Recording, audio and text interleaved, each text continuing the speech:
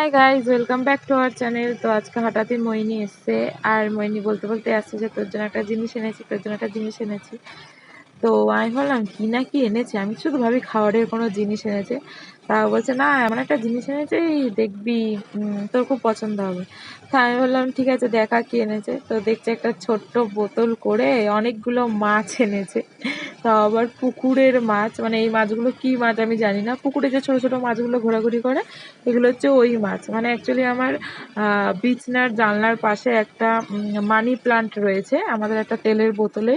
মানে যেহেতু বোতলটা কাচের ছিল, দেখতে ভালো ছিল, তো ওই বোতলে আমি মানি প্লান্ট রেখেছি। তো সেখানেই এর আগে আমি ওর দিদির বাড়ি থেকে গিয়ে, ওর দিদির বাড়ির সামনে যেহেতু পুকুর ছিল, ওখান থেকে কয়েকটা ছোটো ছোটো মাছ এনে ছেড়েছিলাম, যে দেখতে যদি ভালো লাগে, তা যদি ওর মধ্যে ওরা বড় হয়, তো সেইভাবে এনেছিলাম।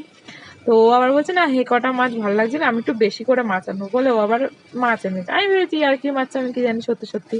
তো মানে আমাদের এই বোতলের মাছের নখ দিয়ে এদেরকে ডাকতে হচ্ছিল, সব নিচের দিকে গিয়ে।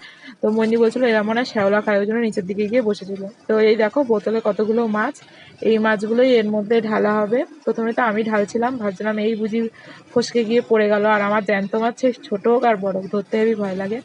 তো মইনি তারপরে সব ঢেলে দিল, দিয়ে পরিষ্কার টরিষ্কার করে দিল। তারপরে বললো যে মানে জলটা খুবই ঘোলা লাগছে, কালকে সব পরিষ্কার করে দেবো। তো যাই হোক, এখানে অনেকগুলো মাছ রেখেছি, আমি জানি না এই মাছগুলোর নাম কি। আর পরে আর এই মাছগুলো কেমন বড় হয়েছে না হয়েছে দেখাবো ভেবেছিলাম, বাট মাছগুলো প্রায় একে একে সব মরে যাচ্ছিলো। ওই জন্য এই বোতলটা ধরেই সব ড্রেনে ফেলে দিয়েছিলাম, কাজটা রয়েছে মানে মাছগুলো ফেলে দিয়েছি।